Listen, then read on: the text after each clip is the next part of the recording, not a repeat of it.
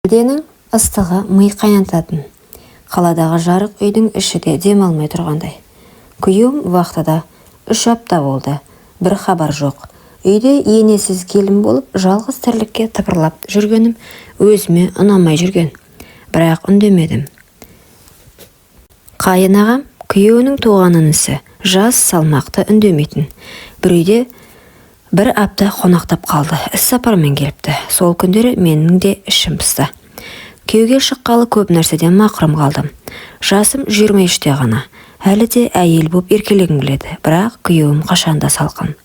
Бір күні кешкі шайға өзімше образ жасап алдым. Ақ жұқа көйлек. Көйлек үстімде жабысып тұрды. Жіңішке иықша артым мен алдың анық көрінетіндей жұқа.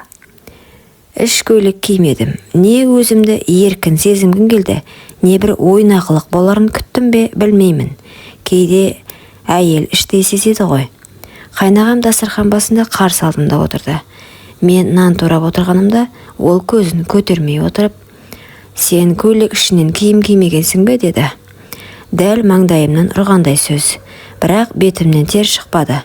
Керісінше ернім дірілдеп, жүрегім дүрсілдеді. «Күн ыстық қой» дедім. Ол орнынан тұрып, менің жаныма келді.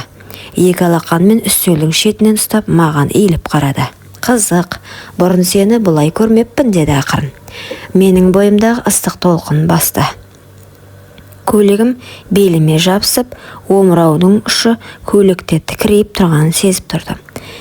Мен орнымнан тұрайын деп ұмтылғанда, ол қолымнан ұстап, «Бүгін сен тым еркін жүріп келесің, маған осылай ұнайсың» деді. Сөзі менің санамды жаулап алды. Мен үндемедім деп, иығымды сәл көтеріп теріс бұрылдым. Артымнан көйлегімнің етегі желмен көтерілді. Ол менің бөксеме бір сәт үңіле қарап, демін ішіне тартып тістеніп тұрды. Түнде өз бөлмеме кіріп жатып едім. Терезе ашық, бөлме іші самалмен толып тұр. Бір сәт бөлме есігі сықырлады. Ол келді. Есікті жаппады. Мен ұйықтап жатқандай болдым. Ол маған қарап біраз тұрды. Аяғының ұшымен келіп жаяғаны жанымдағы көрпені түзеткендей болды. Бірақ оның демі менің иығымда, иісінің өзі мені әлде қашан шешіндіріп үлгерген еді. Мен көрпемнің астында жатқанмен жүрегім дүрс-дүрс етіп соғып жатты. Қайнағамның демі иығымда, иісі ішіме өтіп кеткендей. Ол орнынан қозғалмай ұзақ тұрды. Мен ештеңе болмағандай жастықты құшақтай жаттым. Кенет ол менің шашымды сипап өтті. Сол сәт денем тоқпен шарпылғандай селк етті. «Кешір, бірақ мен сенің денең үндемей шақырып тұр» деді. Мен ештеңе демедім, тек демімді терең тартып, иығыммен сәл артқа сүйеніп, оның алақанына тиіп кеттім. Ол түсінді. Қолын мойныма апарып баяу сипай бастады. Мен көзімді жұмып, еріксіз ернімді тістедім. Көйлек жұқа еді. Менің төменгі жағымды сипағанда ішімнен ыстық толқын жүріп өтті. Ол алақанмен арқамды жайлап сипап, көйлекті жоғары қарай сырғатты. Мен еш қарсылық танытпадым. Тек жамбасын сәл итеріп, оның не істейтінін күтіп жаттым. Көйлек бөксемнен жоғары көтерілді. Оның алақаны жалаңаш санымда. Мен ересек әйелдерді емес, алғаш рет тыйым бұзылғалы тұрған қыздай құштарлықпен ұстап тұрды. «Аяулым» деді, жылағандай дауыспен. «Сені бұрыннан аңсадым». Мен терең дем алып ақырын ғана, «Бүгін үнсіз болайық» дедім. Сол сәт бәрі тоқтап қалғандай. Көйлек бір итеріп шешілді. Мен оның алдында киімсіз тұрғанымды сездім, бірақ ұялмадым.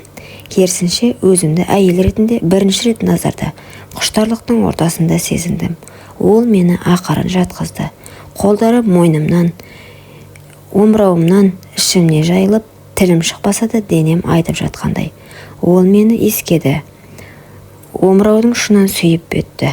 Бетім ыстықтап кетті. Мен ернімді тістеп көзімді жұмдым. Сол түн ол мені күйеуімнен бұрын әйел етті. Түн өтіп кеткен, бәрі үнсіз, терезе сыртында тек желдің сызылы ғана. Мен төсекте әлде оның құшағының ыстығын сезіп жатым. Көйлек жерге түсіп қалған. Тәнім шаршағанмен жаным ояу. Ішімдегі бір түйін тарқап, өзімді босатқан адамдай сезіндім. Кенет есік сықырлады. Мен селк еттім. Бірақ ол ғана екен. Қолында бір кесе шай. Көзіне тіке қарап, «Сен енді менің әйелімсің» деді, баяу ғана. Мен көзімді тайдырып, сенің ініңе тұрмысқа шыққанмын дедім, әлсіз дауыспен. Ол жанымда тізерлеп отырып, шайды үстелге қойып, бетіме қарай еңкейді. Ол менің қолымды алды да баяу ернімді сүйіп алақанымен бетін басты. Сенің денеңнен кеткім келмейді деді тағы да. Ол қайта тізерлеп, менің тіземе қолын апарып, баяу тізеден жоғарылай сипай бастады. Мен ыстықтан дір ете түстім. Тоқта дедім жай ғана, бірақ денем тоқтамай жатқандай. Ол қолын тоқтатпады, тек сұрады. Сен мені қаламайсың ба деді. Мен үндемедім. Бірақ аяғымды сәл ашып өзіме жауап бердім. Ол жай ғана күліп маңдайымнан сүйді. Бүгін ешкімнің әйелі емессің, сен менікісің деді. Үйдің есігі сарт етті. Кенеттен дыбыс ете қалған дауыс естілді. Кім бар үйде? Ол еді, күйеуім. Бір ай ерте вахтадан келіп алыпты. Мен орнымнан тұрып, ішімдегі әлдебір сұмдық сезімді баса алмай жүргенімді ұстадым. Күйеуім бөлмеге кіріп, балаларын құшақтап, маған сәл жымиып қарады. Жағдай қалай, сағындыңдар ма? Иә, дедім сыбырлап. Ол маған жақындады.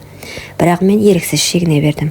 Сол сәтте ол қасына келіп, қолымды ұстады да, сен өзгеріп кетіпсің, көзің басқа, мойныңда белгі тұр ғой, не болып жүр деді. Мен дереу теріс айналып, ештеңе емес, балалармен әбігер болғаным ғой дедім. Кешкі астан кейін бәрі тынышталып, күн туа бере күйеуім жатын бөлмеде мені жанына тартты. Бірақ мен тартынбадым. Неге? Бұрынғыдай емессің. Жоқ, сенің денең өзгеріп кеткен. Жүктісің бе деді. Мен орнымнан атып тұрып, қой, тыныш жатшы дедім. Мен қалай жауап берерімді білмей қалдым. Тек көзімнен жас парлап төмен қарадым. Сен үндемеген сайын күдігім арта берді. Кімнен бұл бала деді. Сол сәтте есік ашылып, ол кірді. Қайнағам, менімен көзіміз түйісті. Күйеуім оған бұрылып, сен не қып жүрсің? Бұл сенің шаруаң емес деді. Бірақ ол тіке қарап, бұл бала менікі деді. Ол үй ішінде өлі тыныштық орнады. Күйеуімнің көзі шарасына шықты. Сен не дедің? Сен менің ағамсың. Ол менің әйелім. Сен не істедің деді. Қайнаған сілейіп тұрған інісіне қарап, мен күнде әр үйдің бұрышынан оның жылағанын естейтінмін. Сен жоқ кезде мен жүріппін. Бірақ бұл ойнасы емес, мен оны шын сүйіп қалдым деді. Күйеуім орнынан тұрып, екеумізге алма-қайза қарап тұрып, жүріңдер, екеуің де бұл үйден кетесіңдер деді. Сен менің әйелім емессің. Менің анамның жатқан топырағы асты үстіне келер, мұндай масқараға деп айқай салды. Мен үнсіз жылап тұрдым. Оның айғай емес, жүрегінің жарасы көбірек ауыртты. Сол сәтте есікті тарс жауып, үйден жүгіріп шығып кеттім.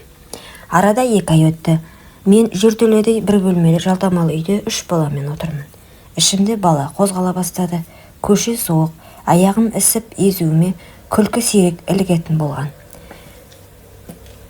Күнде кешке балаларымды ойнатып, ұйықтатқан соң терезеге қарап ұзақ отырам. Ол екеуі де жоқ.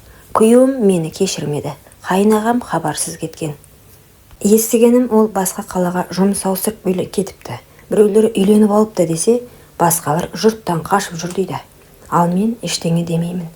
Тек балаларымды күн сайын құшақтап, сендер менің бақытымсыңдар деймін. Бір күні балам, анашым, әкеміз кім деп сұрады. Ішім қанжылап тұрса да, сендердің әкелерің көкте, жүректеріңде дедім жай ғана. Бұл оқиғада бір сәттік әлсіздік өмірлік өкінішке айналды. Құрметті оқырман, өмірден алынған шынайы оқиғаларды тыңдағыңыз келсе, менің арнама тіркеліп, лайк, комментарий жазып қолдап кетіңіздер.